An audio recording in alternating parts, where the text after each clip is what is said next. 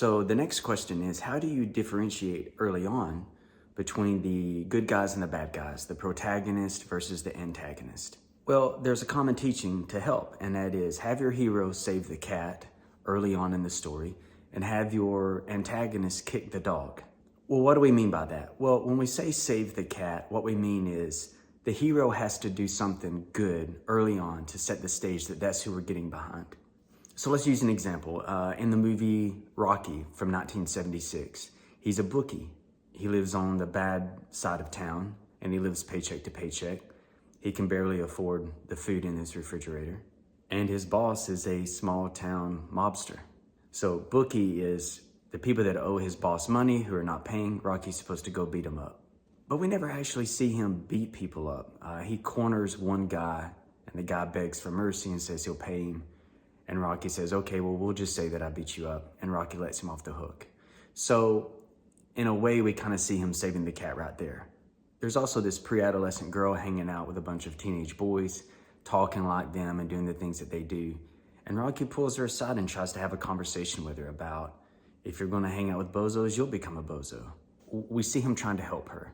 And then at the end of the scene, she tells him off that it's not his business. And then he kind of mumbles to himself as he's walking away, yeah, who are you to give advice, Rocco? Then on the other hand, the antagonist is Creed, and Creed lives in this mansion and has an entourage, and he pokes fun at the poor people that live in Rocky's suburb.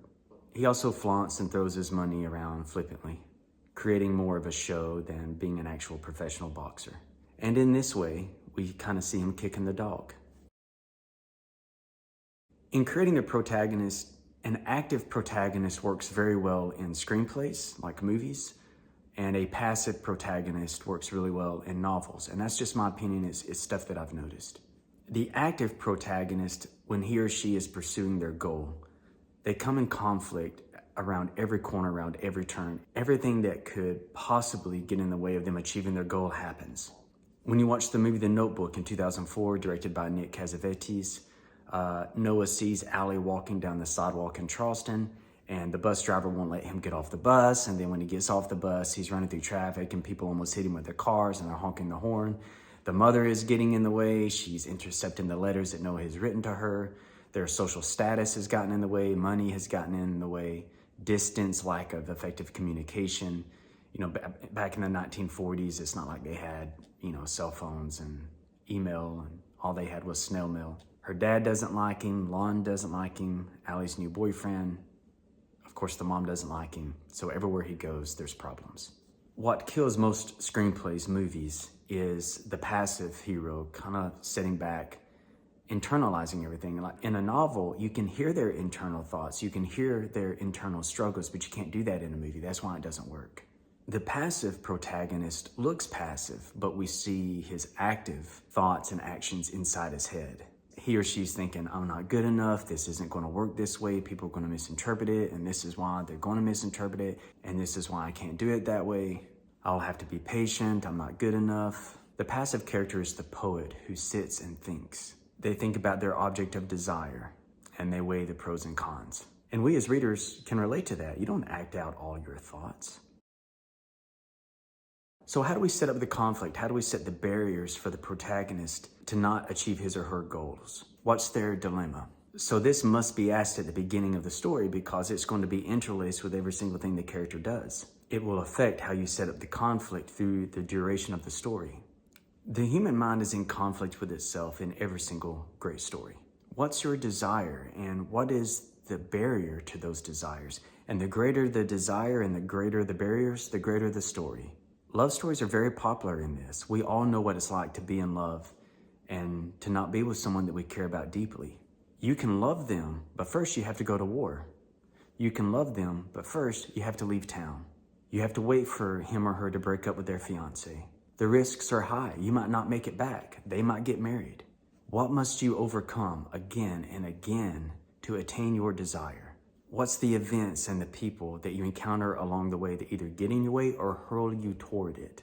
Your characters have to question their entire existence. Who am I? What world do I live in? And how do I fit in this world? So our goal as writers, as storytellers, is to figure out what our characters want and then keep them from getting it. I remember hearing one instructor say that put your hero up in the top of a tree and just have everybody throw rocks at him or her over and over and over again until the very end and they become victorious. We have to put our characters through the grinder if we want them to change. We change because we encounter challenges and we push through them, we don't change by avoiding them. So let's see some applications. In Smallville, Clark refuses to expose his powers to the world. He refuses to kill Lex, but Lex is about to start the next World War. In Legends of the Fall, Tristan can't forgive himself for not being able to save his younger brother Samuel in the war. In Field of Dreams, if Ray is delusional, he'll lose the farm. He'll lose his marriage. He'll lose the respect of all the townsfolk that think he's crazy for plowing through his money-making cornfield and building a baseball field. In the last song, Will wants to pursue Ronnie, but he can't get over the fact that he and his friends were the ones that burned down the church and put the blame on Ronnie's dad. How do we create the emotional facets for our characters? And I'll just go ahead and tell you right now, if you're not willing to revisit the dark crevices of your mind from your past, you're not going to be able to do it. The emotions that our characters feel, the turmoil they go through, we have to feel it first if we're going to create it. So if you're not ready to do some soul searching, if you're not ready to do some self-reflection and introspection, you're not going to be able to write a good story. To create a good story, there has to be this emotional connection where we root for the characters, even if they're misbehaving. And we do that because we understand them. That doesn't mean that we also would do it, but we understand where they're coming from. It's called empathy. You'll have to tap into yourself, into your past. You'll have to analyze yourself. And this will require you revisiting some things that you thought that you had put behind you, you wanted to forget. You'll be revisiting it if you want to write a good story. Nobody really wants to do that because it's not easy, it's painful. And most people avoid that kind of inner journey. So this isn't going to be easy on you, but it'll be worth it. During the writing process, if you feel like you need to take a break and walk away from it for a while, then do that. You might need to spend some time reflecting. You might need to spend some time grieving again. Vent out some of that poison. Call one of your friends. Go to counseling if you need to. This is your journey too, and you're going to be channeling that into your characters. The Mason Jar was the hardest book I've ever written. It's the hardest story I've ever written because 85% of that story was autobiographical. And I had to face a lot of past conflict that I had spent years pushing through. And even though people have liked my other novels better than my first novel, The Mason Jar, I still believe that that's the best piece that I've written and will probably ever write. And that's my opinion. And I think the reason that is because it means so much to me. Emotions is what drives a character to fight for their goal. And us audiences experiencing those emotions with those characters as they're on their journey, that's what makes a great story. That's what keeps us engaged. If you have not seen the movie Field of Dreams starring Kevin Costner, you got to go watch it. Is the ending sad? No, it's redemptive and it's a beautiful story. But you will feel that journey with Ray Kinsella, Kevin Costner's character. You will feel that journey every inch of the way. My dad is a very rough and tough blue-collar farmer type guy. And it's the only movie that I've ever watched him cry in. And it wasn't a cry of sadness, it was a cry of healing. You see, a story is not a character goes to A and then B and then C.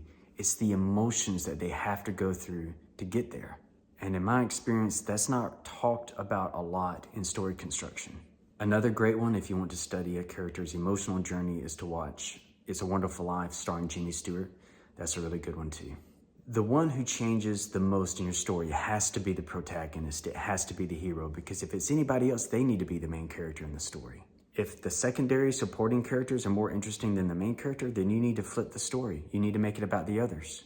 In the Mason Jar, people loved the character Oz. So in Alabama Irish, I made Oz the main character.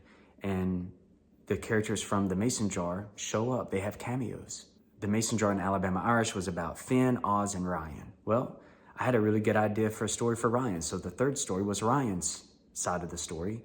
And all of the characters from the Mason Jar and Alabama Irish show up in Young Vines. And Young Vines was my third novel. They're standalone. You can read them each individually. You don't have to read the others, but they kind of form a trilogy. Secondary characters are excellent material for subplots. Think about Mr. Bingley and Jane Bennet in Pride and Prejudice? What would Mr. Darcy and Elizabeth do if it had not been also the love story of Mr. Bingley and Jane Bennet? The Bingley and Jen story helped create a bit of a cat and mouse game for Mr. Darcy and Elizabeth. It gave them excuses to get back together, to see each other again. Everything Mr. Bingley and Jan did or didn't do, it affected what Mr. Darcy and Elizabeth were doing. So who are supporting characters? How do you create them? Well, who is hanging out with your heroes and protagonists the most?